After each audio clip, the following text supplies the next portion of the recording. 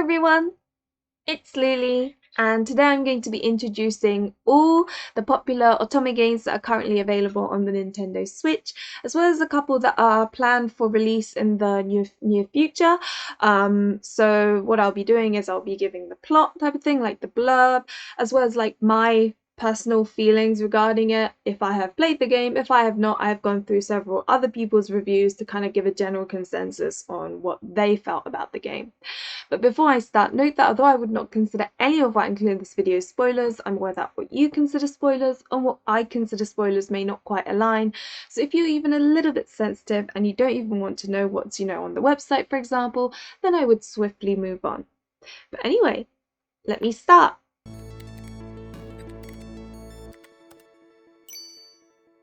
So what I've done is I've kind of placed them in sort of alphabetical order from like kind of depressing to sort of more of the comedy ones. So they're like kind of grouped in a way. But hopefully this all helps. Remember that the timestamps are below if you'd like to jump to particular titles that are of interest. But anyway, first up is Amnesia Memories. This game is about a main character that, well, as the name suggests, suffers from amnesia. She loses the memories and then encounters this fairy who's like, by the way, if you lost the memories, what we have to do is expose you to different experiences so that you gradually remember them. And each route you do kind of pick up little puzzle pieces almost of what happened to the main character in that route. And I think what's so special about this game is that it's very like atmospheric and eerie. So if you can think of like the horror genre combined with otome, kind of, it feels that way, because right at the beginning the fairy is like, we've got to try and make sure that people don't notice that you've lost your memories, because otherwise they may put you in a hospital and then you won't be able to stimulate your mind, so you'll never recover your memories. And it's like, oh my god. And then they'll, not to mention all the bad endings, there are so many bad endings. And there is a particular character where the sprite looks really scary at times. Like I remember I was playing this game and it was like 3 AM or something, and the sprite suddenly changes and I was like, it made shivers go down my spine. So it's a really kind of horror-esque, eerie, like you're also very paranoid all the time because of this concept of not being detected about your memory loss, as well as kind of the love interest. I don't know, for some reason you can't trust them for one reason or another. Not necessarily because they're untrustworthy maybe, but just because, I don't know, there's just, honestly, they do a really good job of portraying how it feels to not have any memories. And I think the main character not having much of a voice helps with sort of self-inserting. So that is another thing to note. This main character doesn't have as much of a personality as many other otome games, so that, bear that in mind. If you're the type that really likes otome games with a strong main character with a strong personality, then this may not be one for you. But yeah, overall I would say that it's kind of like a horror-esque, eerie vibe. I love the atmosphere of this game, and it's just it's the type of game that I've never really had the same experience in any others. So I've given it a 7.5 out of 10. The story I really like because of, yeah, well, the eeriness and the paranoia and all of that. I like the characters, but the only reason I've only given it like a 3.5 is because I like the characters, but there were a couple that I were a little bit iffy about, and I feel like there are some characters that may have a split opinion. Some people may love him, others may hate him, that sort of thing. The music was really well done because it, again, it's the eerie atmosphere. They do such a good job. I love it.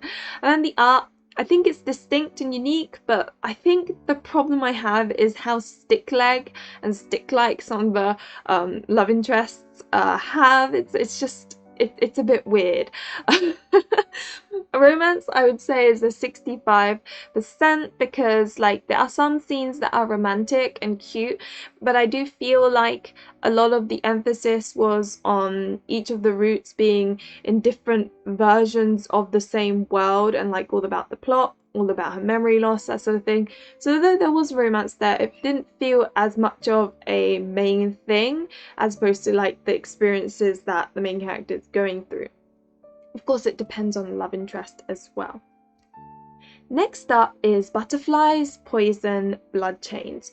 So this game is based in the Taisho period. It's about this girl who is of a noble family basically, but it's during the time when, you know, old money, some families have, you know, it's dwindling, and so they're like selling all of their like antiques and things like family heirlooms to try and stay afloat because working is for the lower class.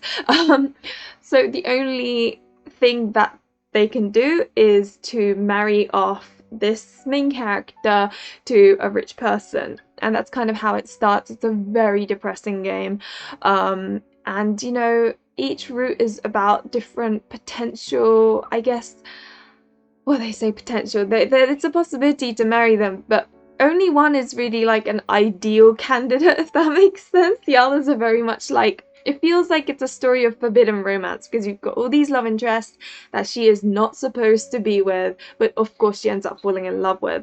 And it's some of the endings, honestly, it is so tragic. But yeah, it's plot focused in that there are some mysteries that happen like right at the beginning, like some people die, or you know, certain events happen in the common route where you're like, why did that happen? And obviously it's all told throughout the whole game, so it is very plot focused in that sense, but each route is more focused on the relationship between the main character and the love interest and the forbidden love. So it's definitely for a more mature audience, for sure. I really liked it though.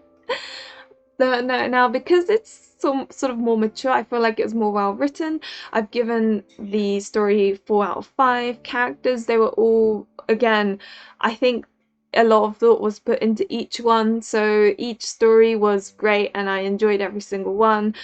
One was a bit questionable, which is why I've made it a 4 out of 5.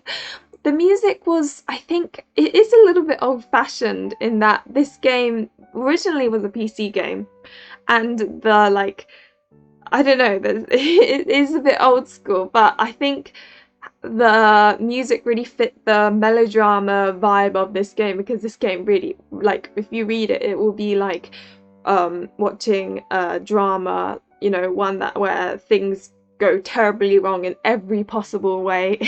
It is amazing, and I think the music fits that as well. The art style I think was really nice, especially like the kimonos, like it fit the sort of somewhat sepia-ish tone of the Taisho period. I think it was just really well done, you know, even the CGs, like the body parts, actually the proportions were good.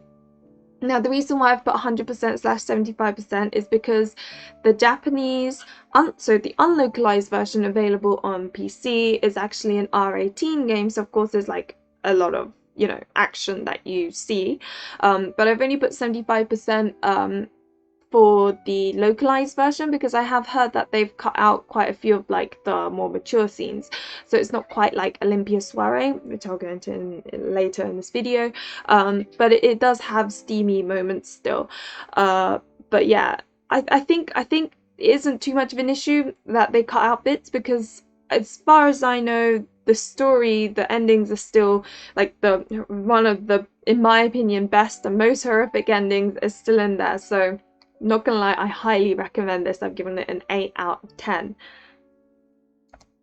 Next up is Color Malice.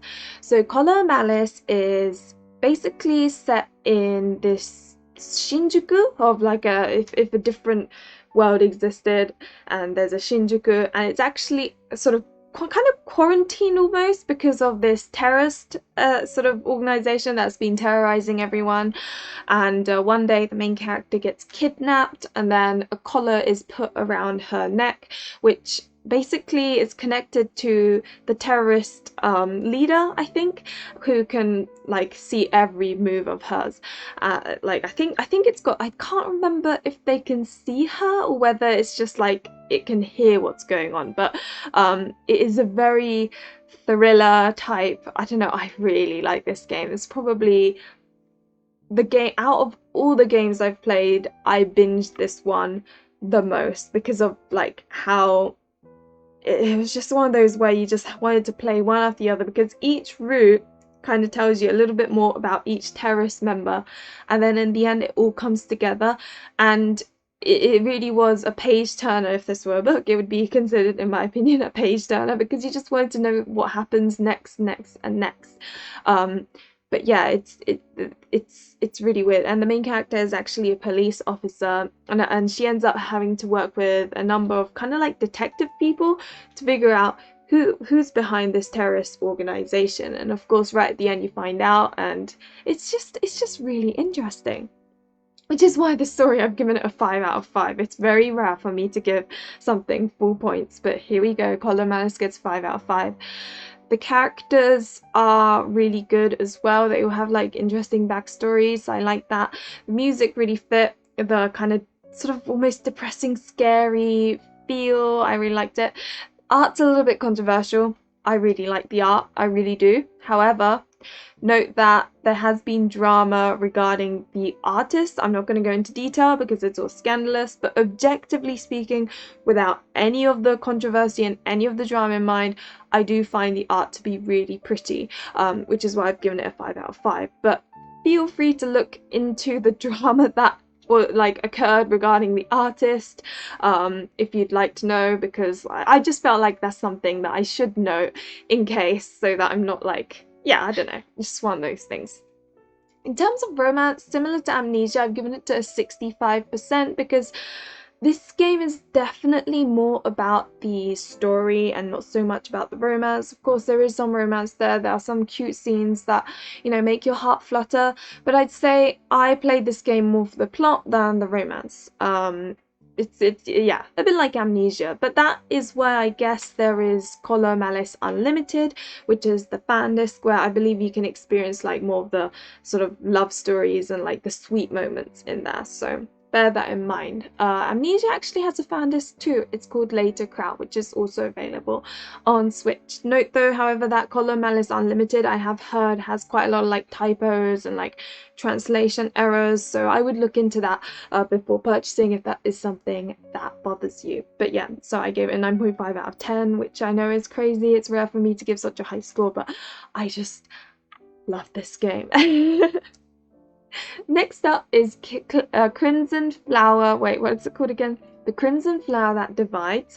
Now, this game I have not played yet. I have played the common route and a tiny bit of Sureng. But this game is actually based in this sort of world where there are diseases that affect women, which has resulted in a population problem. One day, Nala, who is actually promised to marry I think the prince of this kingdom, gets kidnapped by another kingdom and ends up having to be, I guess, with one of the love interests. I'm not sure. It's extremely steamy because the original was an R18 game, so the unlocalized version was R18, except it's been adapted for the Switch. I haven't heard that it's like that different or bad. They have cut out like the more mature parts, which I guess for some people is a shame, but if you're not that bothered and you just want to know the story, then I think the localized version or the Switch version is perfectly fine as well, and I'm glad that this got localized. However, note that although it's very steamy, it does have a lot of objectification of women, of course, naturally, given the situation. All the men are like fighting over the women basically, and then they treat them not badly, but like they're just a bit, I think, yeah, it does have like that misogynistic vibe almost.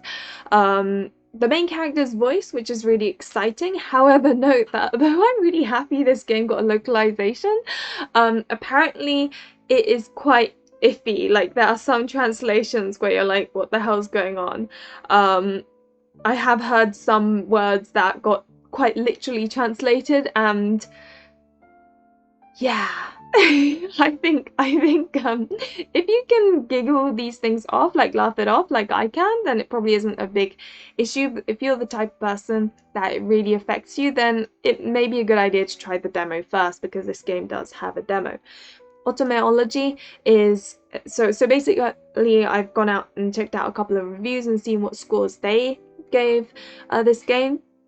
Automeology gave it a 7 out of 10, and Noisy Pixel gave it a 6.5 out of 10, which is interesting because personally from the common route I actually was like quite entertained. I enjoyed it, but yeah, I guess we'll see. I don't find many reviews on this, so who knows. Next up is Even If Tempest. Oh, I love this game so much. So this was actually released by Voltage, and this was Voltage's very first Switch-only game, so it was really exciting. It's actually about this girl who she starts off being like basically abused by her stepmom. It's really horrible, and then one day she kind of gets rescued almost, but ultimately gets accused of being a witch, where she then dies, but then she gets this ability that she can die to go back in time, and it's all about her kind of like dying and go back in time, dying and then going back in time. So as you can tell, it's quite depressing, and it's really interesting in that every time there's a love interest, you don't pick options and then go down one love interest or another. What happens is you have a choice of 2 love interests right at the beginning, but the others just kind of happen one after the other. And I think I'm not gonna lie, each route did feel quite short and rushed, and I feel like they should have spent more time on each route. But all in all, despite its flaws, I really like this game. I think there's also this kind of gameplay element where, you know, you sort of end up in this, so for, again, various reasons, I say this term a lot because I want to be as spoiler free as possible, but there are these events called, I can't remember what they're called, but it's an event held by witches, like a witch trial thing, where a witch gives one person the ability to murder whoever they want, and then they basically hold this trial where, because the witch allows one person to do whatever they want, but also puts like chains around, like, let's say 4 other people as marks of like it could actually be this person. So there'll be like 5 people in this trial. One of them is like a murderer, and they all have to like discuss who is the actual murderer. And once the murderer dies and is like burnt for being a witch, then the trial ends and it's like yay or whatever. So it gives off a bit of like Danganronpa vibes almost. It also reminded me a tiny bit of Raging Loop, if you've played that visual novel. It was good. It was good. Think of it as like, you know how those crime documentaries where like the murderer's done like some really dodgy crime and you're like, oh my god, what the hell? It is a bit like that when you see like the murder scenes and stuff. You don't like actually, it's not graphic, but it's descriptive and you're like, no. And yeah, I love this so much. So in terms of story, I've given it a 4, although now thinking about it, I kind of want to give it a 4.5, but the reason I gave it a 4 is because there are like plot holes here and there in a way, and it was very like, there were flaws, if you know what I mean. The overall enjoyment for me was there, but there are some flaws.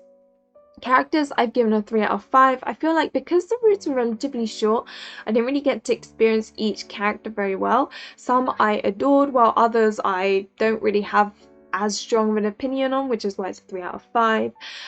The music was amazing. I loved it so much. I really wish they sold a soundtrack so I could buy it, because like it was stuck in my head for ages and ages and ages. The artwork is relatively simple, so I didn't really have like a strong opinion of it or like anything like that, which is why it's 3 out of 5. The romance is quite low actually. Of course there are sweet scenes, but given the situation of the main character having to think about these witch trials and everyone's like scared of being killed and all of this, like of course there's little time for romance, so it's like 40%, but I think that's fine. It makes sense. I've given it an 8 out of 10 because I really enjoyed it. And you know, it's kind of funny, when I was making these slides I was like, wow, I am so lenient because I'm giving like such high scores compared to like other reviewers, but it genuinely is because it's so easy to please me. That's probably what it is. But yeah, so I really liked Even If Tempest and I gave it an 8 out of 10. So yeah, but apparently, well, I say apparently, they are making a fan disc of Even If Tempest, so I'm kind of looking forward to, maybe we get to explore more of the characters. I don't know, I guess we'll see. Next up is Olympia Soiree. Olympia Soiree is about this girl who basically is told she needs to find a husband, reason being that she lives in this island where there is this like color-based hierarchy. So like the primary colors, red, yellow, and blue are like the highest, while those at the bottom are basically the mixture of all those colors. So like, you know, if you get like red, green, blue, and yellow paint and mix it all up together, obviously it goes like a brownish or like a mustard, like a weird color. Those people would get sent down to the Yomi. Now Olympia has this particular color of I guess like this white sort of color, which is why she is kind of important, primarily because her kind are the only ones who are able to bring the sun up with this like kind of this dance. So in order to continue her line, because she's the only one left over, she must find a husband and give birth and like I guess repopulate so that they actually can keep the sun up. And it's all about her adventure and discovering her sort of soulmate. That's like the focus. So it's a very pretty story. I really like it. It's a bit depressing as well. Like some of the endings are like so horrific. You're like, oh my god. And the whole color system is actually quite horrible, really. You see things and you're like, oh, that is so horrible. But also at the same time, it's interesting how they focus on people of the Yomi, so of the depths and like the difficulties they face and the sort of reasons they end up there. And it was nice exploring that and learning about the different characters and like the struggles and all of this. But I would say the story was very much more focused on Olympia and the love story between her and like one of the love interests. And it was good. I really enjoyed it. So in terms of story, I gave it 3.5 out of 5. I wouldn't say like the plot is necessarily anything fantastic, considering, you know, it's about her and needing to find a husband. But saying that, the bad endings were particularly memorable, which is why I like added a little bit. It's a 3.5.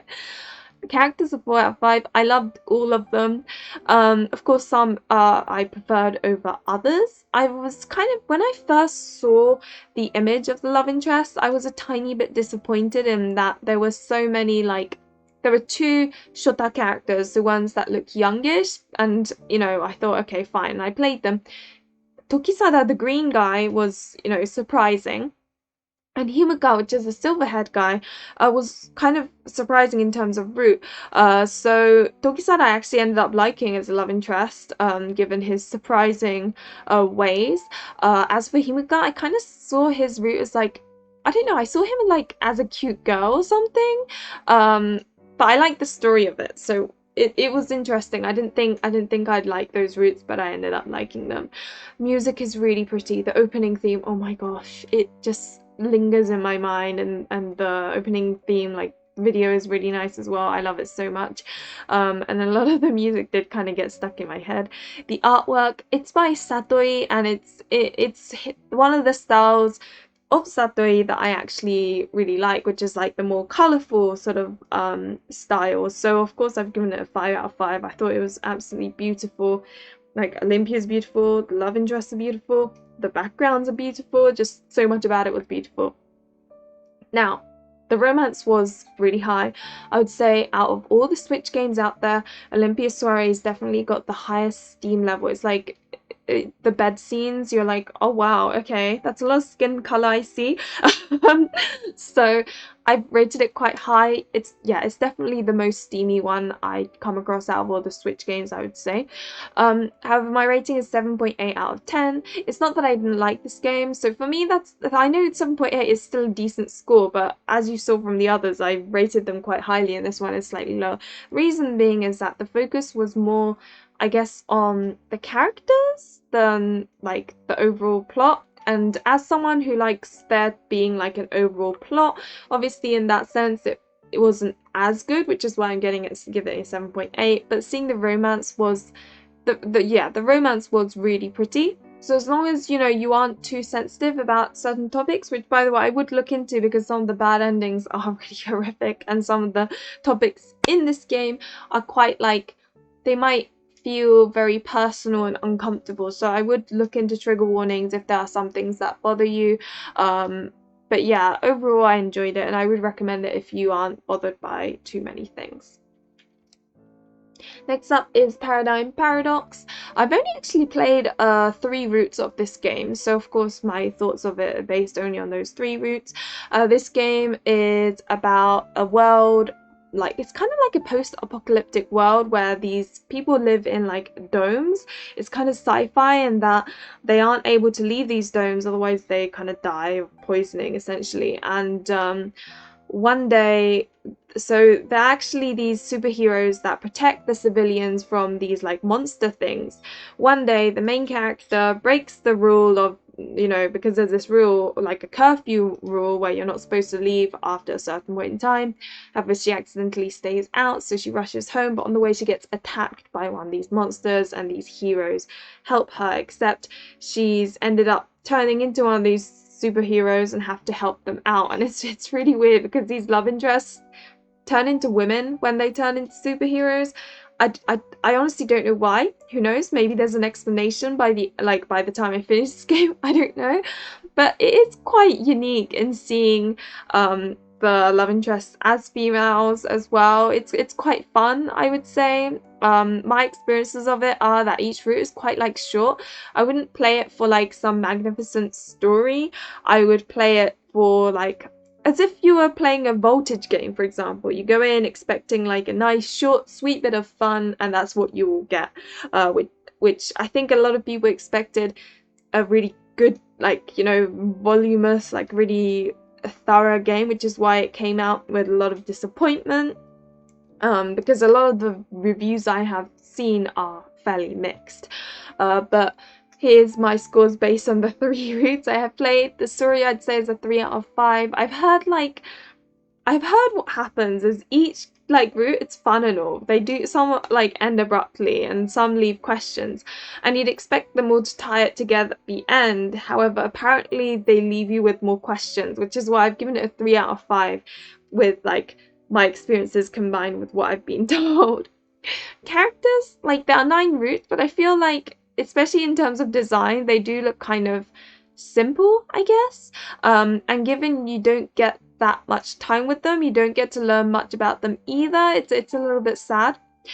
Music is really good though. The opening track is amazing. The fighting scene music is amazing. I love it so much, so I've given it a 4. The art style, it's a bit simple for me. I'm really sad that their blushy face is like non-existent, so that's why I've given it a 3. Love, in terms of love, of course, again, this game felt very more about the plot and less so about the romance. So though you do see like cute moments, that's not always the case. I think some have kiss scenes, some don't. So it is on the low side. So bear that in mind when you pick up this game, or if you choose to pick up this game. Obviously I can't give it a rating yet since I've only played 3 routes so far. But from what I've experienced so far, it's been fun. It's just I have heard that they don't tie everything together in the end, so that's probably what leads to the frustrations amongst those who have played the full game. Next up is Piofiore Fated Memories. This game is based in Italy. It's about Italian mafia. You're this main character, Lily, who is like this really sweet, innocent girl that's been brought up in a church. So you know, you can kind of imagine already what kind of girl she is. I really like her as a main character. But one day, for a variety of reasons, she ends up being dragged into a mafia like territory war, and each route is kind of exploring Lily and that character's relationship, and you get what you expect, to be honest. Like, they're mafia guys, they're all brutal, they all do horrible things. In one route you might think he's a sweetheart, but in another route he'll be like doing horrible things. Like, that's quite common, as you'd expect from like all mafia games. So remember that this is quite a brutal one. You get, you know, a lot of like descriptions of gore and like torture and things like that, so bear that in mind if you're sensitive to those kind of things. Some of the bad endings are also pretty horrific, so but I I thought this game was quite fun. I think towards the end I was feeling a little bit of burnout in that, because it's like based in the same destination, based in the same, like, it has overall like a very similar theme. I did feel slight burnout towards the end, but all in all I think it's a pretty solid game, and that I can see why it's so popular. So in terms of story, I gave it 3 out of 5 because I felt like the overall plot, like as a whole, wasn't anything spectacular, and I definitely felt like this game was more about Lily and discovering the past and the type of person each of these mafia characters are. And of course some of the backstories are really tragic and all this, and in that sense it's well written, but in terms of like overall plot and story, it isn't anything like amazing, so that's why I've given it a 3. Characters, I think they're all really fun characters. They're unique, they're different, and mafias I think are always like a fun sort of a theme to explore in otome games, because there's like this element of danger. It's the type of person that you don't come across in real, so it's like the perfect fictional fantasy maybe. So I've given it a 4. Music is 3.5. I feel like it suits the game, but it didn't necessarily stand out to me. Some of the music is more kind of like, obviously it's nice to the ear, which is why I'm, I think it's good. Just obviously I don't think any of it like particularly stood out to me. Art, I really like Lily's art. Lily is the artist's name, by the way, which is funny because Lily is the main character, but anyway, I've always thought her art is really pretty, so it makes sense that, yeah, I've given it high art, and all the CGs are well written. Lily always looks so pretty. Like, she's such a pretty main character. I can't fault her. In terms of steaminess and romance, it is quite high. I wouldn't say it's as high as Olympia Soiree, but it's like almost there. Note that there is a sequel, Piofiore 1926. No, Piofiore Episodio 1926, which is steamier, but I've only played 2 routes.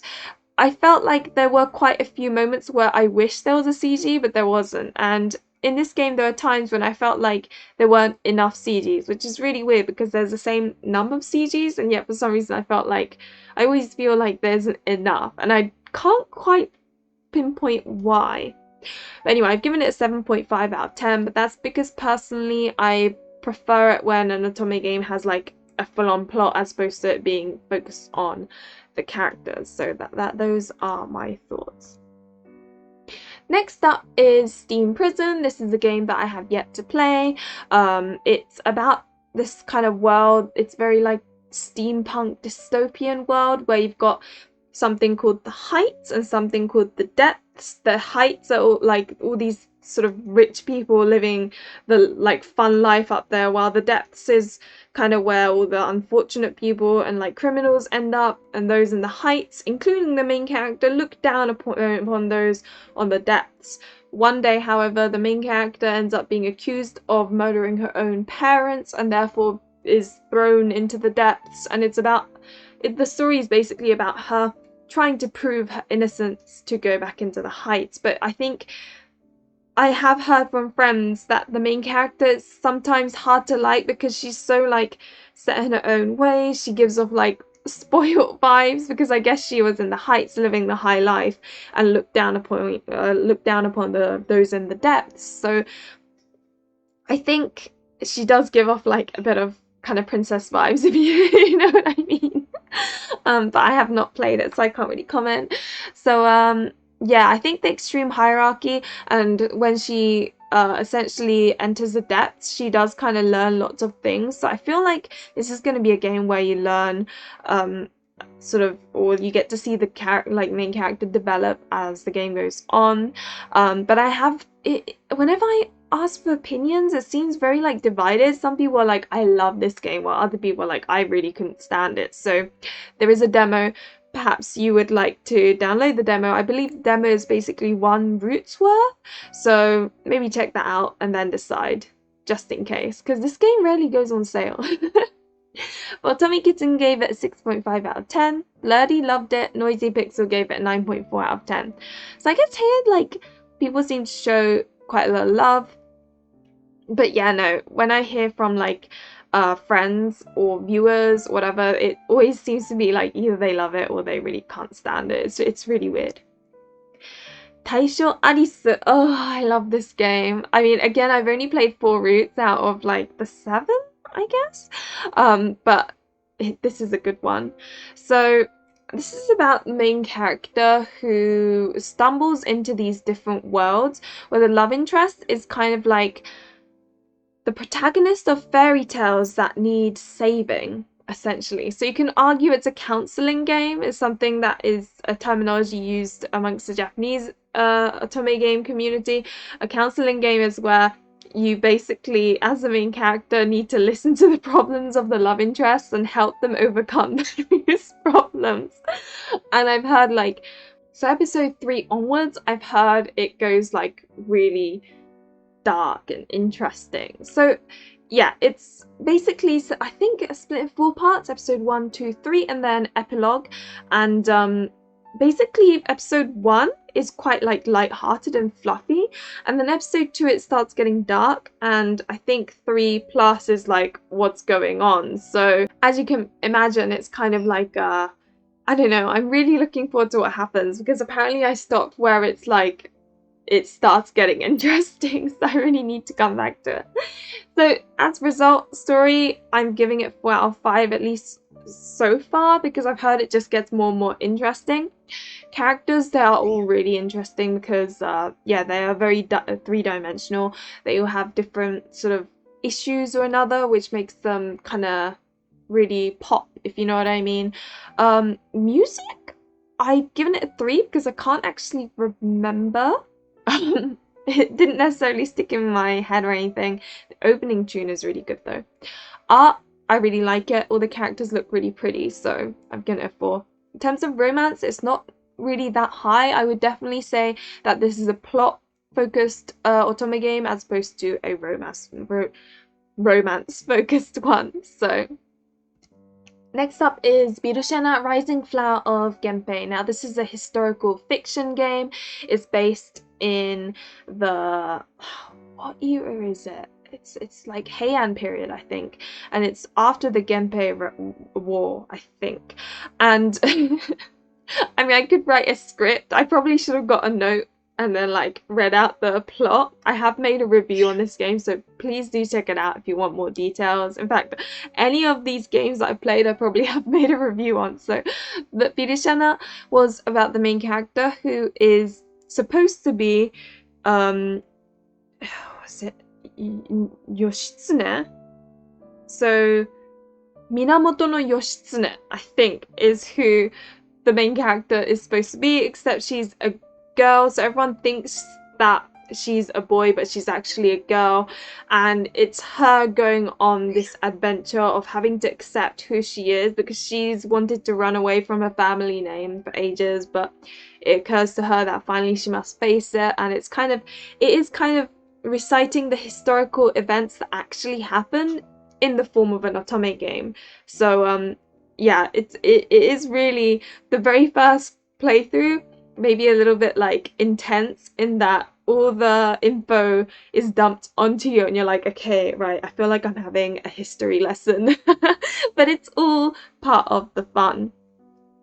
Now note that although it's really like, I thought this is a really solid game, because of the historical fiction genre, unfortunately it does get repetitive, because every time you complete a route, you kind of have experienced obviously what happened in history, and then you play another route, you're experiencing what happened in history again, just from like a different character's perspective, if you know what I mean. So it can get a little bit repetitive in that sense, but otherwise it's solid. Some of the endings, oh my god, I love the tragic love endings. They're just, there's one, I think Noritsune, the pink-haired guy, his tragic ending is probably my all-time favorite Switch otome game ending. So, you know, definitely check him out. And I would play him first. Definitely, please promise me you will play him first out of all the love interests, because, like, trust me, it just is so much better if you do. In terms of characters, for me it was very split. I really like Tomomori, Yoritomo, and Noritsune, but I wasn't too keen on Benkei or Shungen. So, you know, those two routes didn't particularly shine on me, which is why I've given it a 3.5. The side characters I actually liked more in some cases. Like, my all-time favorite out of all the characters is actually Shigehira, who is Tomomori's younger brother, and it's so frustrating that he's not a love interest. However, he is in the fan disc, which I am hoping, for the sake of those who speak English, it gets localized. Music? Why have I given it a 3 out of 5? I'd say it's more like a 3.5 or 4 out of 5, because the fighting scenes have really good music. Yeah, I don't know why I gave it a 3, to be honest. I'd say I'd give it like a 4.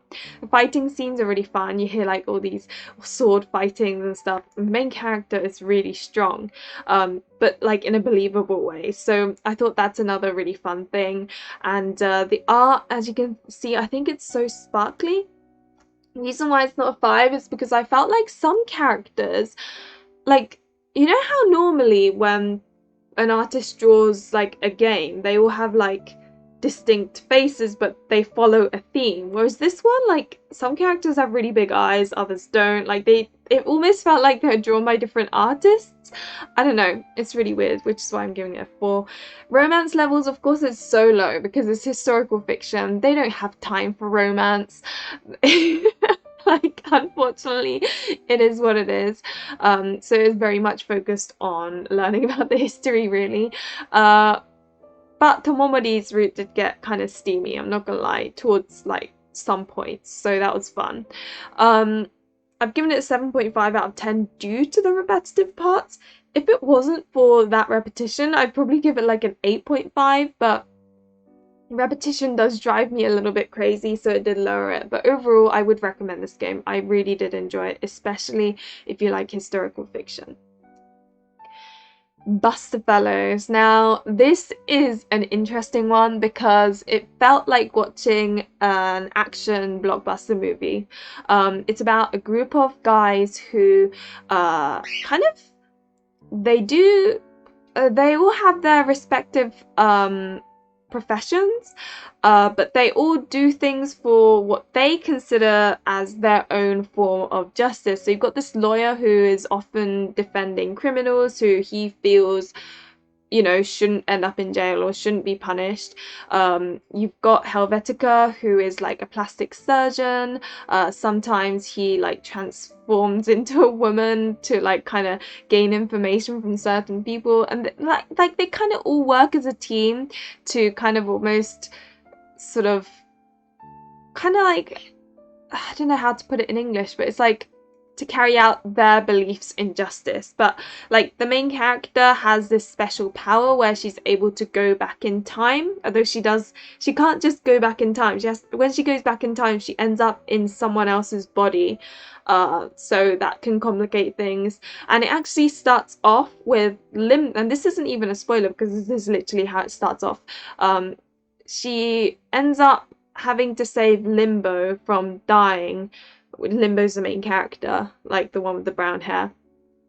She ends up going back in time to save him from being killed, and each love interest has like, it's kind of seeing like a battle between them and like another character almost. So it's very action packed and 100% like plot based. And to be honest, it's an otome game, but it's kind of hard to argue that it's an otome game because it felt more like a generic visual novel. Like the main character could have been a guy, and I don't think there would be all that much difference, to be quite honest.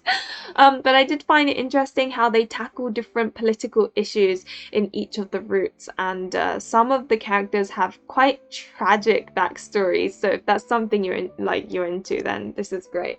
So story, I've given a 3.5. Note that this is kind of like my own personal feelings. This is actually a really popular game, so some people would probably give it like a 5 out of 5 for story. But personally, as someone who isn't a huge fan of like action movies, for example, I wasn't like whoa about it, right? Which is why I'm giving it a 3.5. Characters, they were all really distinct and with like so three-dimensional that, you know, I haven't come across an otome game where the characters are this kind of unique, I guess, which is why I've given it 5 out of 5. Music, I don't actually remember much of the music, so that's why I've given it a 3. I've given it a 3.5. I'm not that fond of like the sprites or like the characters themselves, but I do think that the little touches that add like a bit more uniqueness to them, and also the CGs and like some of the backgrounds are moving, which is really not something you get very often in otome games. So that's that. As I said, there was very little romance in this otome game, so I've given it a 15% romance. I think it would be unfair to judge it as an otome game because of how little there is. It actually has a side A, side B. Side A is all like plot stuff, very little romance happens. And then you get side B after completing side A, which is like almost a bonus story maybe? That's how it feels, where you finally see Teuta, the main character, and the love interest together and like kind of interact together, and it is really sweet, but it does feel kind of more like a bonus afterthought than actually part of, you know, the route. And I'm giving it a 7 out of 10. I'm probably going to get like so much sort of, well, people are going to hate on me for me saying this, but this game didn't really like hit the spot, I guess. It just, I think it's a really solid game. I think it's really well written. I think it's great. It just was not for me, which is why I'm giving it a 7 out of 10. But a lot of people did enjoy it, and a lot of people, like, this is an incredibly popular otome game. So, you know, there is a demo, I believe, so you can check that out if you're curious about it. It's also available on Steam. Café Enchante. Now this one's an interesting one. They really didn't describe the plot, like the synopsis, very well in the blurb or like even on the website. It was literally like the main character inherits this cafe, and oh my gosh, little did she know she'd encounter like mythical beings or something. So you're just kind of like left wondering what the hell this game is about. But funnily enough, it is literally that. The main character inherits a cafe from her grandfather, and it has this door at the back of it that kind of allows you to enter different realms, and as a result the cafe is where all these different like mythical characters kind of like come together to enjoy a coffee and relax. Now it sounds really cute, doesn't it, and like slice of life. It's not. Prepare your heart for this one, because it's an emotional roller coaster. If you like fantasy, you will love this game. And, you know, though it wasn't my cup of tea, I think each of the routes were very beautiful in that they really focus on the world from which the characters come from. And as you can see, you've got like a headless knight as a love interest option, which, you know, isn't something you get very often. You've got a DILF, which again is amazing. We don't get that very often. You've got a character that's like obsessed with otome games, like a fallen angel or whatever the hell it was. I can't remember anymore, but like they all are really, like, they're just so different. You don't get that often in otome games. So I think that's kind of the charm, as well as the world you get to explore when you pick their character. However, note that there really isn't so much an overarching like plot. It's just very like, you pick this character and you enjoy their story, and their, like, if you were to think of it on the same timeline, it would be very catastrophic. So I'd say this very much is a game where you just focus on one character at a time, as if that's the only thing that exists. So that's why in terms of story I've given it a 3.5. I'd say because there's no overarching like plot really, although each route is like fun to read, it's more about the character again than the overall plot itself. Characters, I'm giving it 3.5. This is personal opinion. I felt like, because I'm not much of a fantasy genre lover, I think all these characters are a bit too fantasy for me, which is why it's a 3.5. But I can see some people rating the characters highly due to their unique aspects. Like, you don't get that in other otome games, like Headless Knight, for example. I don't know any other games that has a Headless Knight as a love interest, so, you know, that sort of thing. The music was alright. It fit all the themes. It's like what you'd expect from an automate game.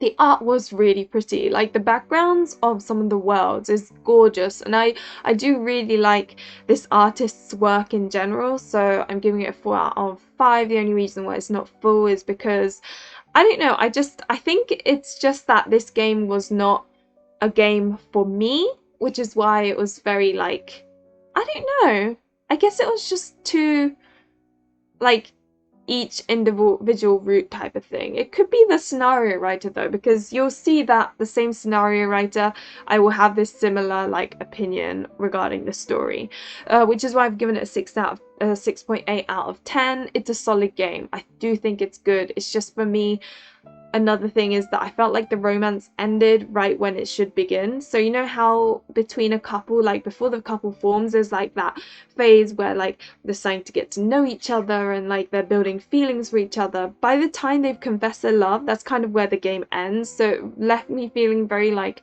what? That's it? We don't get more? If you know what I mean. Which is why it's got 30% for romance. Some people may argue that it's higher, but like that's how I felt.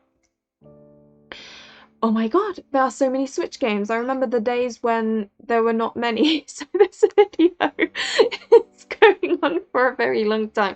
Remember, the timestamps are below if you do want to go to a specific game. Next up is Code Realize Guardian of Rebirth. Note that Guardian of Rebirth is the main game. So the reason why I say this is Code Realize are like 3 games. You've got the main game, which is Guardian of Rebirth. Then you've got the first fan disc, which is Future Blessings, and then you got the second fan disc, which is Wintertide Miracles. So if you haven't played this game, make sure you pick up Guardian of Rebirth, because that is the main game. So this is about this main character who is poisonous. She basically has this kind of like, it's kind of almost like a curse basically. Her body is like acid, so whenever she touches something, unless she's wearing like very like specific materials, it kind of like melts slash crumbles slash dies. So it, as you can tell, it's got a very tragic premise, and she obviously struggles as a result of this because she's living confined away from humanity essentially, or civilization even, and doesn't really know much. It's also very steampunk. It's based in London, and the love interests are all like characters based off of other books. Like, for example, you've got Van Helsing, you've got Victor Frankenstein, you've got Saint Germain, you've got Impy Barbicane, and who have I missed? There's one more, right? Hang on. Oh, Lupin. Did I forget he's supposed to voice? But anyway, so it is a fun concept. However, so the scenario writer that wrote Code Realize also wrote Café Enchante, and I think the issue may be that the common route is so long, and then the plot, it feels like there should be more of a deeper plot, but I feel like there isn't. I don't know, it's really weird. The character backstories are really well written. I think it's just a matter of, you know how like some authors are really good, but like you just don't vibe with them, so you don't have as of a strong opinion and you don't like them as much as some others do. I think it's that kind of situation, because Code Realize and Café Enchante I have felt very similarly in terms of like the plot and stuff.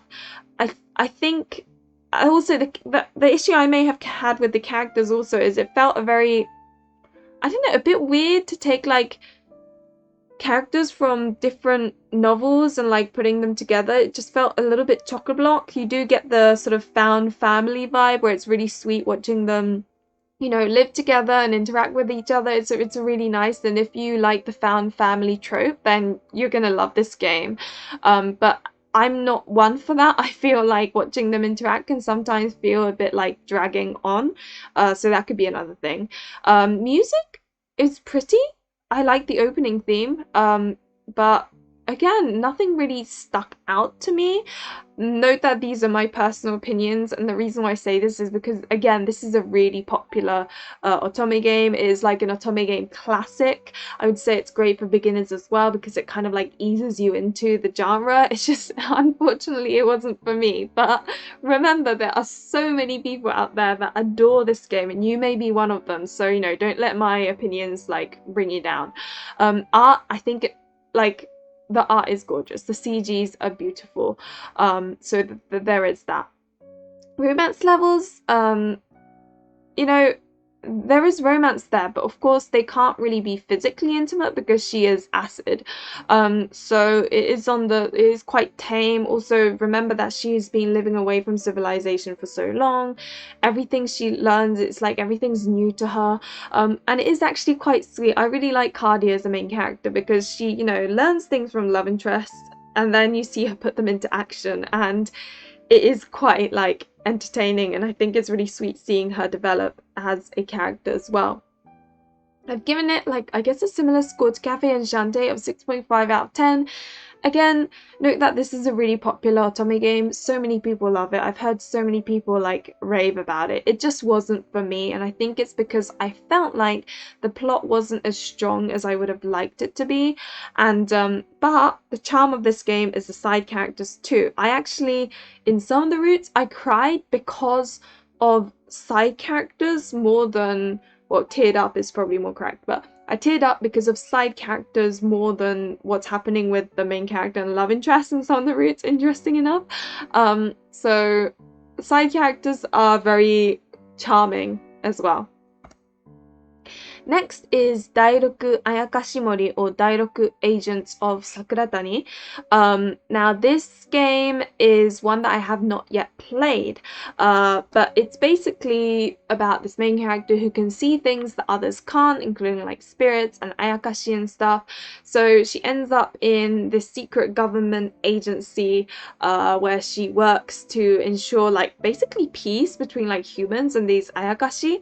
The game is very slice of life, where you learn about these ayakashi love interests and like their life and things like that. There is some gameplay where it's like, I think it's this, I can't really explain it, but one is, you know, you've got like interactive map where you pick where to go to see that love interest or whatever, but there's this also weird thing where you have to like do these things in time or something. I would look into it. It's like gameplay though. It's nothing like deep, if you know what I mean. I've heard it's quite underrated. I mean, for example, I haven't played this game because I guess slice of life never appealed to me anyway, and I don't know. I guess it hasn't appealed to me, and more often than not, when I think a game isn't appealing to me, it tends not to be ones that I enjoyed like significantly. So that's why I haven't picked this one up. But I have heard like things where people are like, yeah, it's worth picking up, why not? Or, you know, I haven't heard anything negative about it. So it feels like one of those games where like marketing sucked, so now it's suffering, if you know what I mean. However, I have heard there are a lot of like undateable side characters. Like I have heard opinions of wanting some of the side characters more than the actual love interest themselves, so that is something to note. Also, the romance is extremely low and it feels more like friendship, like they aren't making that move type of thing. And Japanese mythological words, some of them don't end up in the dictionary, so you actually have to Google them. So those are the things to note that I have collected from like other reviews. Otome Kitten gave it a 6.5 out of 10. Blurdy said it was alright. Noisy Pixel 7 out of 10. So they're not bad scores. I feel like it is truly a case of, because it's a slice of life, people aren't giving this game a go, and I can't say anything because I'm doing the same thing. I'm not giving the game a chance, am I? So but if it's on sale and you're even a tiny bit curious about it, then I'd say yeah, go for it. Why not? Pick it up. Next is Ephemeral Fantasy on Dark. Now this game was actually originally a mobile game. Again, a game I have not played.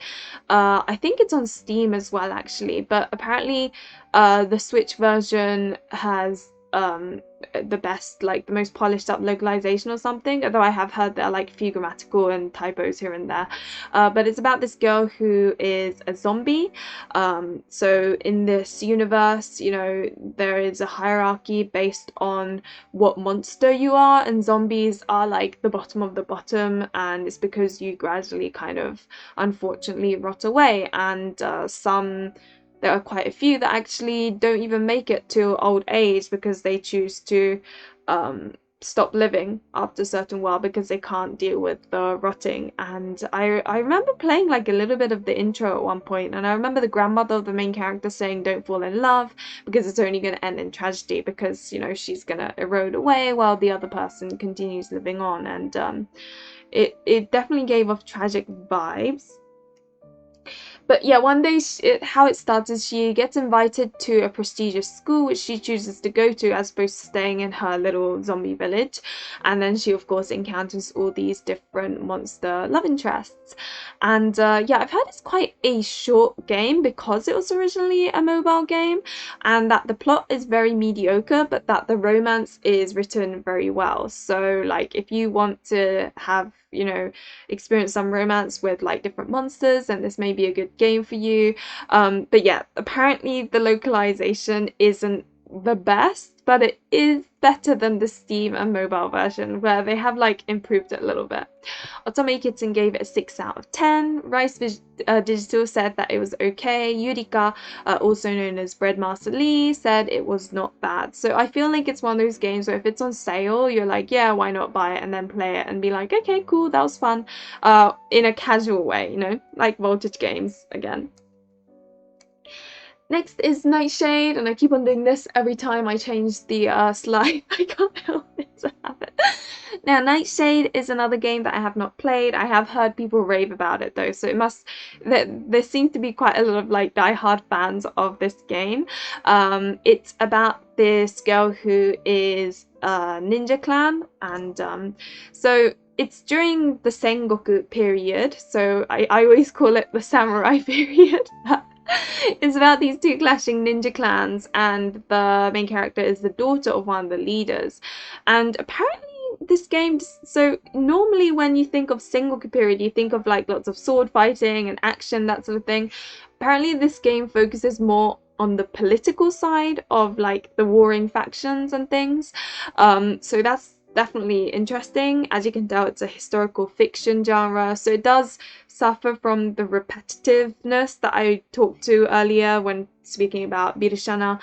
It's just something that, you know, is kind of inevitable when it comes to historical fiction, because you do have to like relive that sort of period over and over again from different perspectives, and I think it's the same here.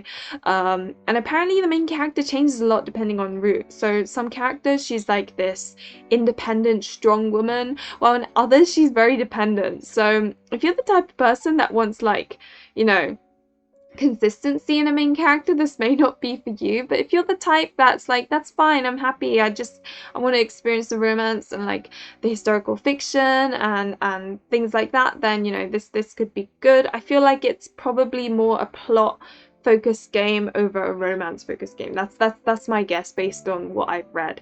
Another thing that was noted was that the main character, you actually see her in CGs, which is nice. A lot of otome games, you don't fully see the main character in the CGs as part of like the group photo or whatever, which is a bit sad. Or, you know, she's not looking this way, she's looking the other way, so you only see her head, for example. But in this case, you actually see her integrated as if she's part of the photo, which is really nice to see, especially if you're the type of person that doesn't self-insert but likes playing otome games for the main character as well. Otome Kitten gave it an 8 out of 10.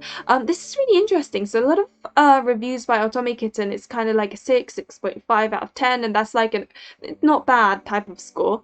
So 8 out of 10 I thought was quite high for Otome Kitten, and yet Blurdy really was not a fan of this game. So it's, I don't know, I noted this like contrast in opinion. I thought, I wonder why, and I couldn't help but like question it, and now I'm like, I must admit I'm very curious about it now. And Yurika, or Breadmaster Lee as she's also known as, said it wasn't bad. So you've got 3 very different scores here of I loved it, I didn't like it, and it was okay. It's hard to, I don't know. Norn9 Var Commons. Now this was actually recently released. I'm currently playing it. It starts off with this, it's funnily enough, the main character is a little boy to start with.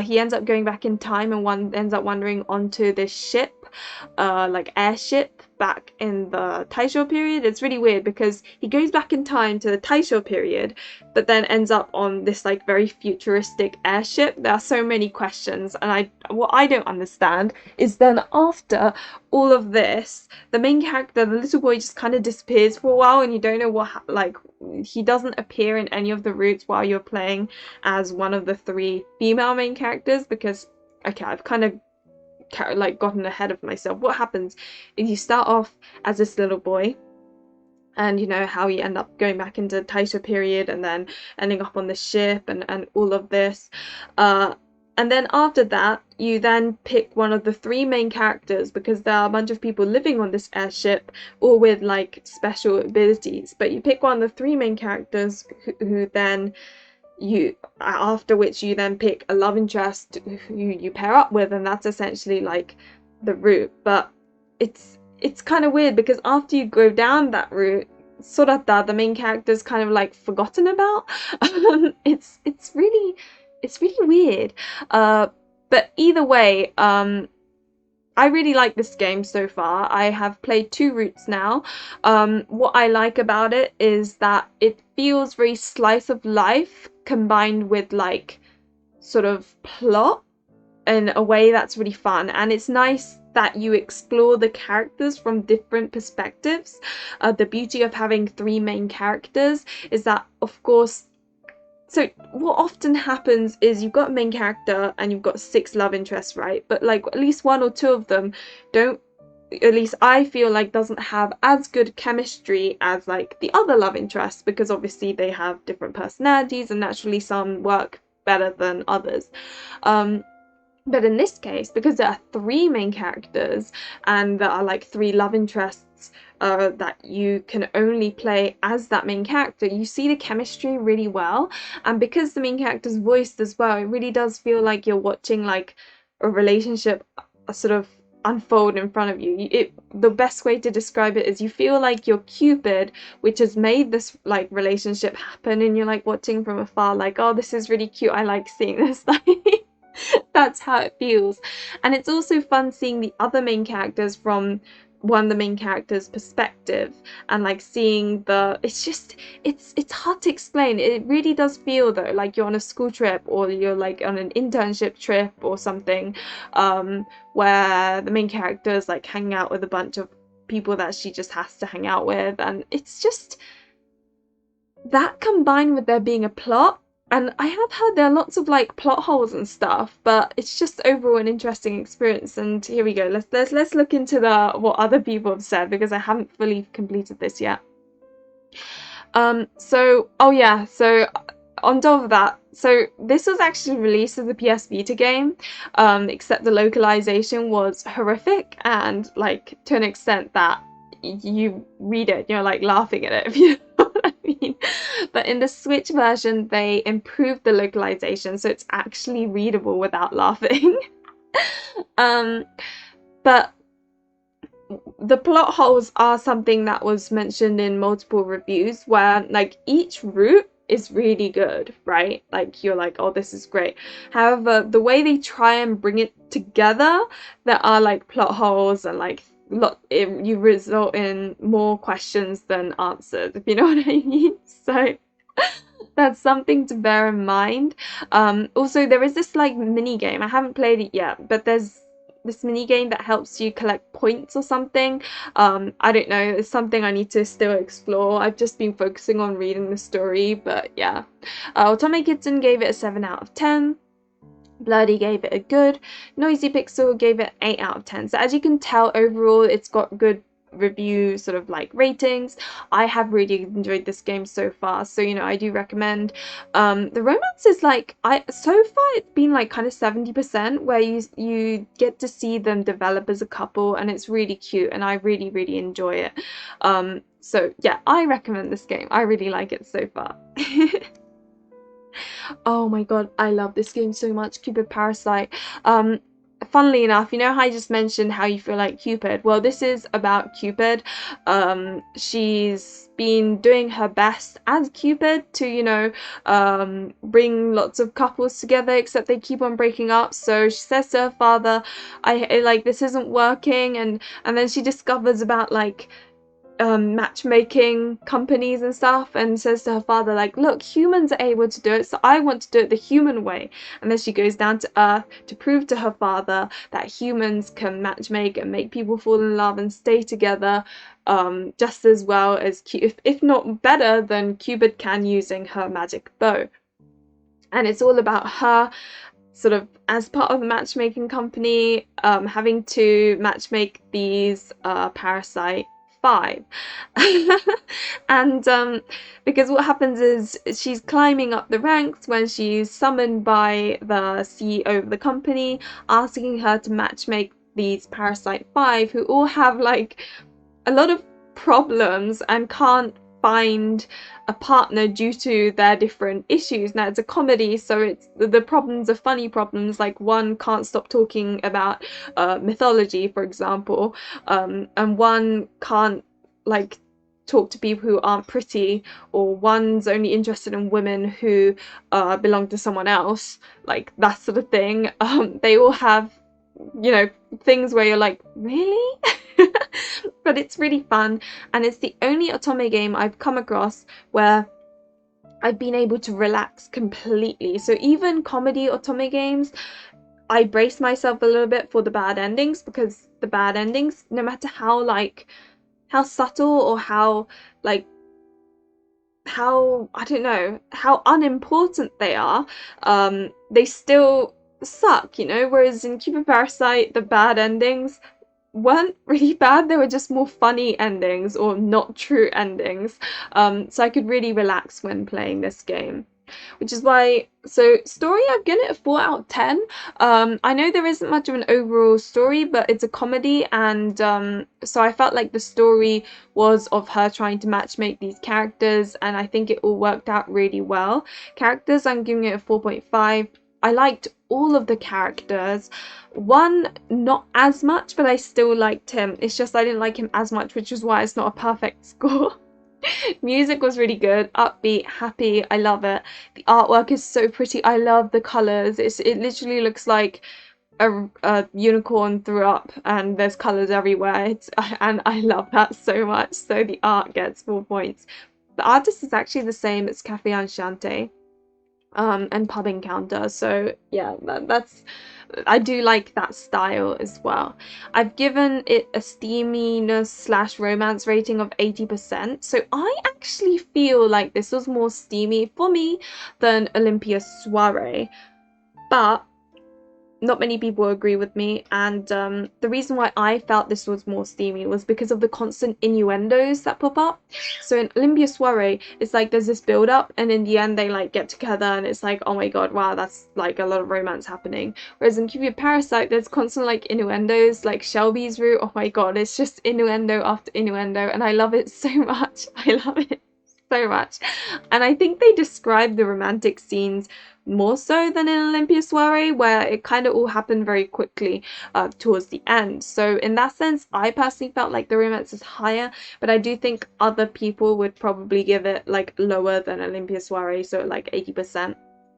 As for the rating, I give it a 9 out of 10.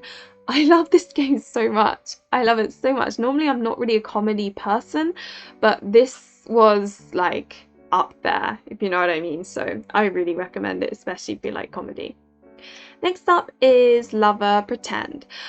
This is also like, I guess, kind of rom-com game as well. It's this girl, she doesn't know who her father is and wants to find out who her father is, learns that her father was one of the people her mum worked with when her mum was acting. No, when her mum wrote the script of this particular drama, so that's kind of like the overarching plot, although I would say it's very much more focusing on the characters more so than the plot, because what happens is her supervisor at uni essentially asks if she would like to join him in sort of helping write the script of this major movie that's about to come up. And the 4 characters, one's a makeup artist and childhood friend, one is like the son of the director, I think, one is an actor, and the other is a model who basically ends up being part of the movie as a rival to the other actor. And it's not bad, it's alright. I've given it a 6.5 out of 10. It's not like the most, well, for me, it wasn't like an amazing game, but like I still enjoyed it type of thing. So the story, I wouldn't say is like anything spectacular. It was like okay, I gained some enjoyment out of it. Same goes for the characters, although saying that I did get a lot of like squeeing moments where I was like rolling around like hyping over some of the characters because they're so cute. So in that sense that it was fun. I call it a character game because it's all about like fangirling over the characters more so than looking at the plot.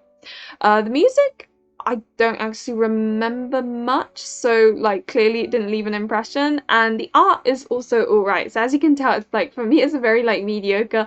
If it's on sale, why not just go for it, buy it? Or if it particularly interests you, then go ahead and buy it, and who knows, you may enjoy it. But for me, it was very like yeah, it was alright, didn't mind it type of game, you know.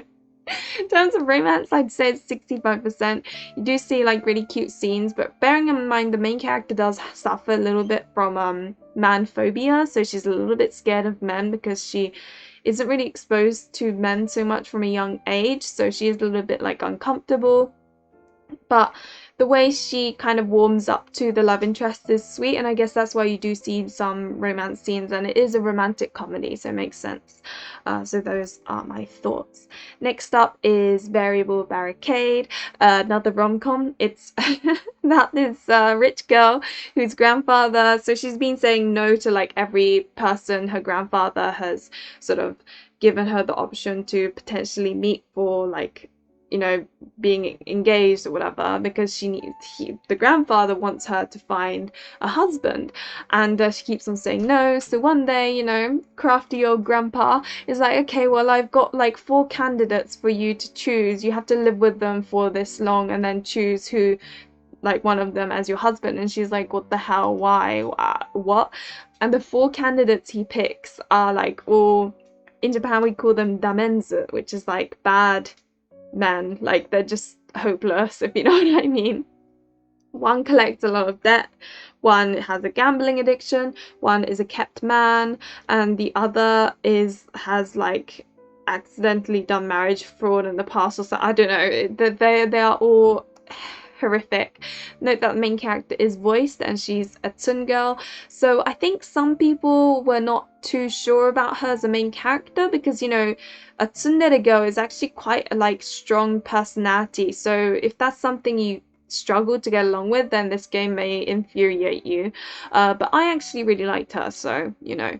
The story was, although there's no like necessarily overarching plot apart from, you know, her having to find like a husband, I thought the story was good in that it was unique because, you know, all these characters have like terrible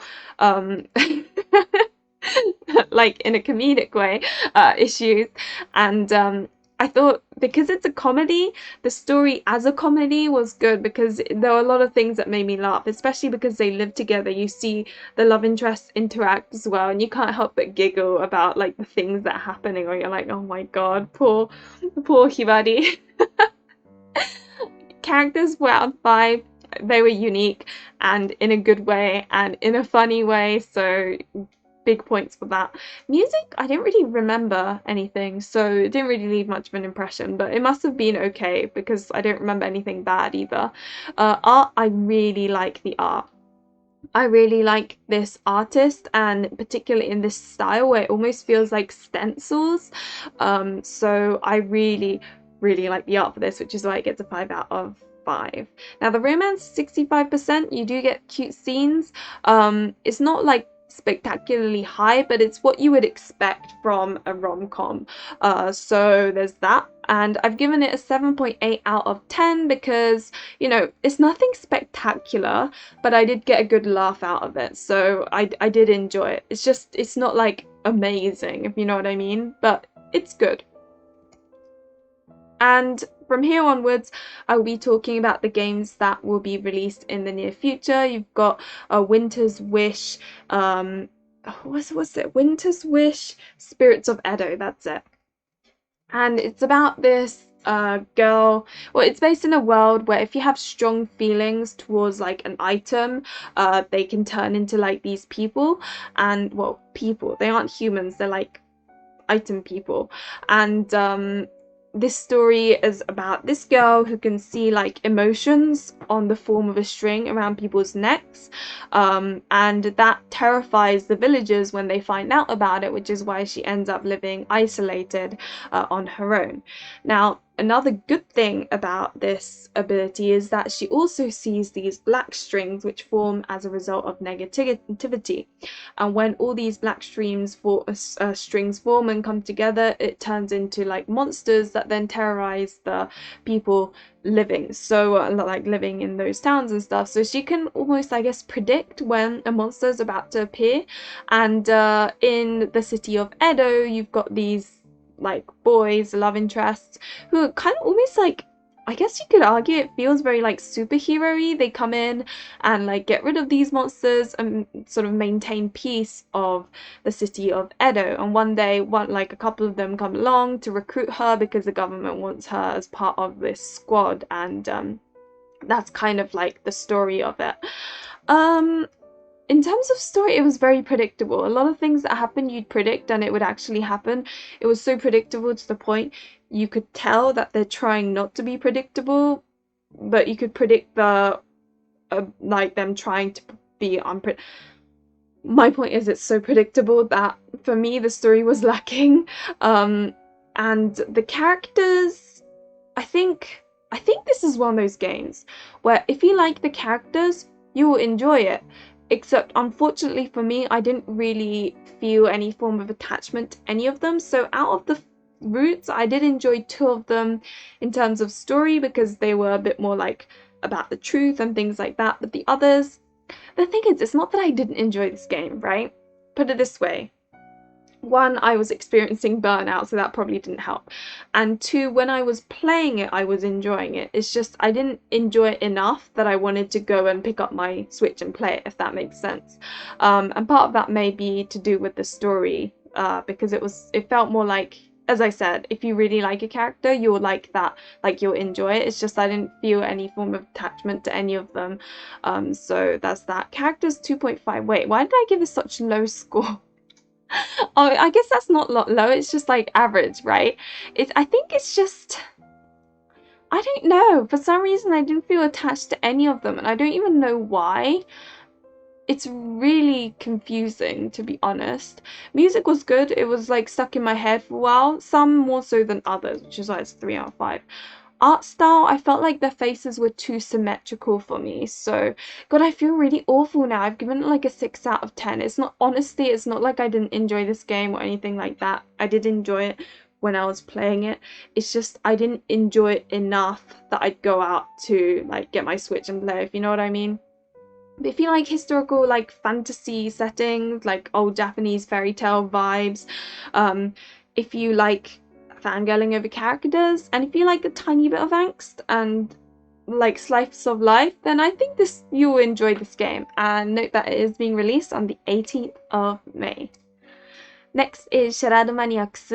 Charade Maniacs is kind of like Among Us, the spaceship where you find out who the betrayer is, imposter is, a game in the form of an otome game.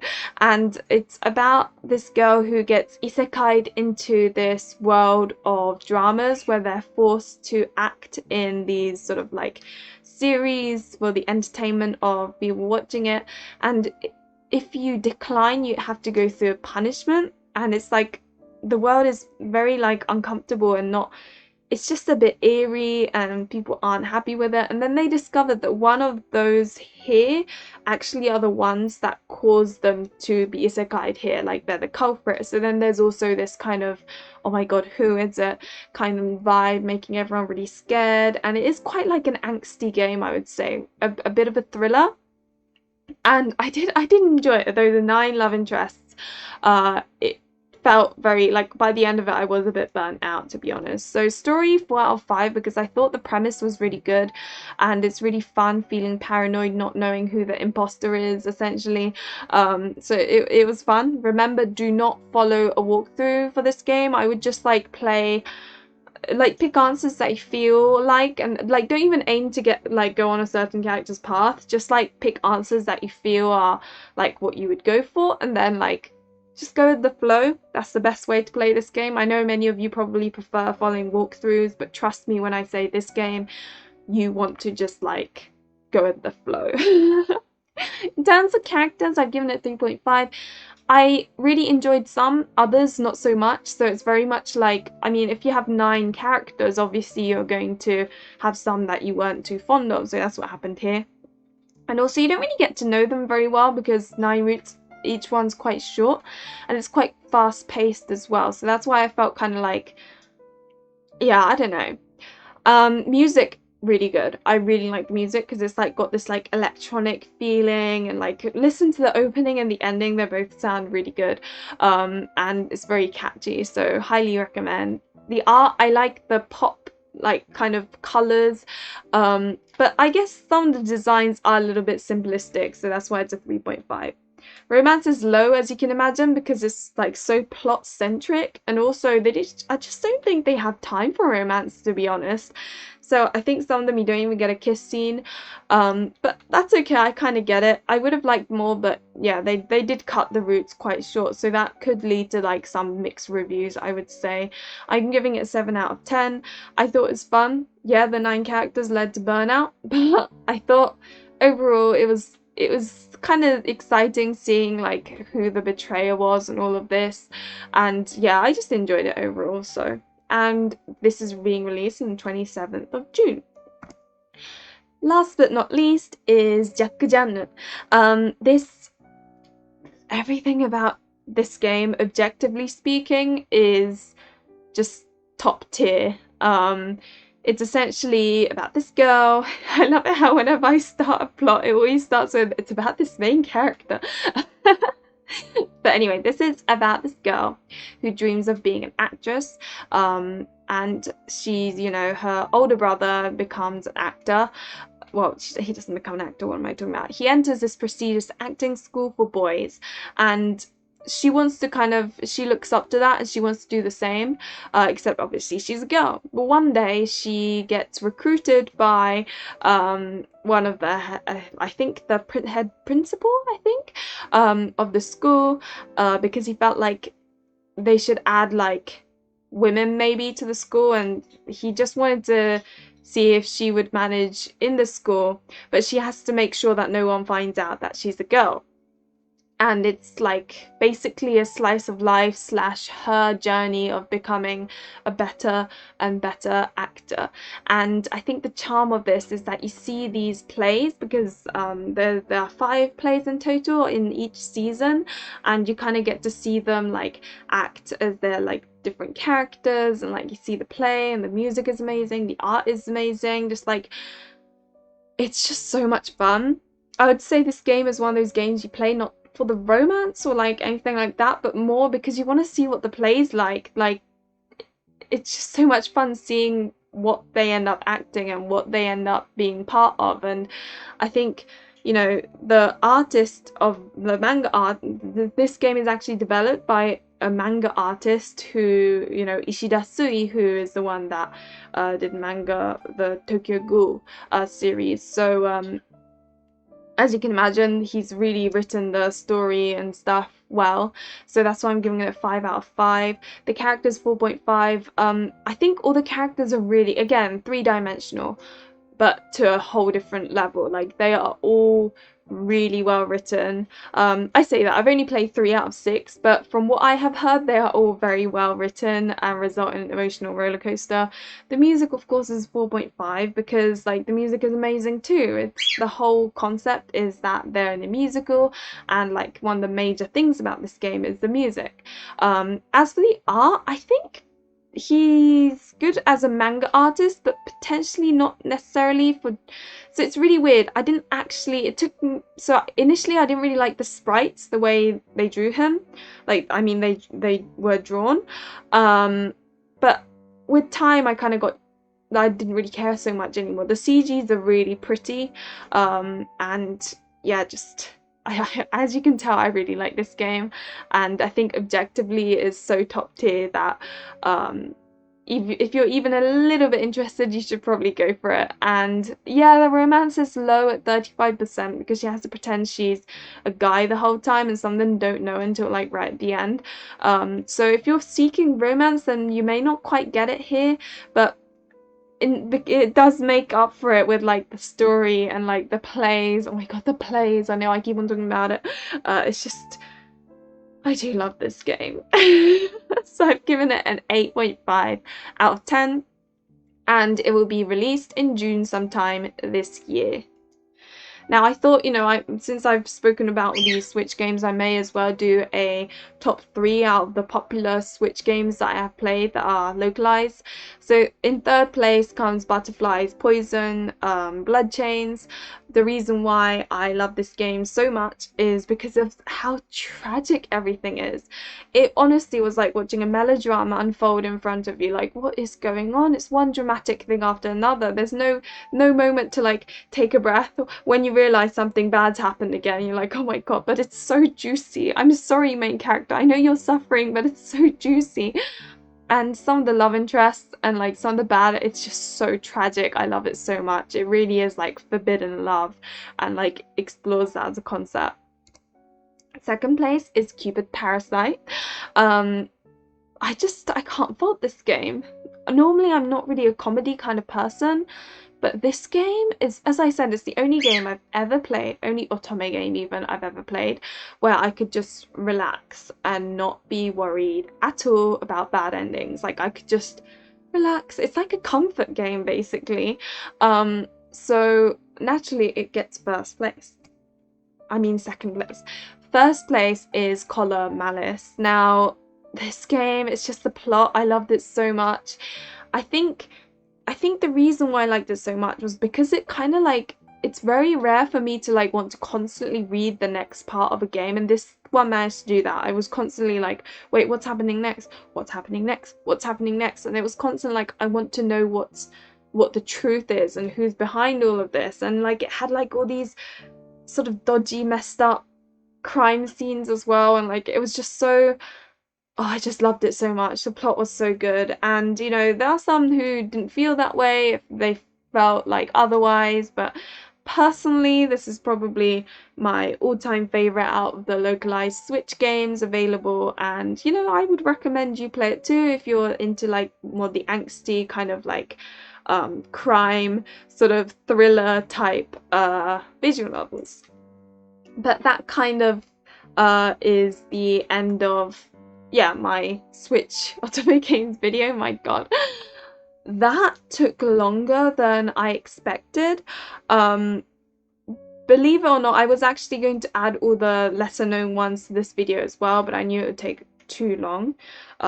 So yeah, but anyway, hopefully you found this video helpful and you've kind of discovered some, you know, Switch otome games that are of interest to you. Remember that I have put the timestamps in the description below for those who want to like go back to certain like games. I've also made reviews which like you can either search on my playlist, or I'll put the links again in the description for those that are of particular interest to you that I have made reviews on, so that they may help you out.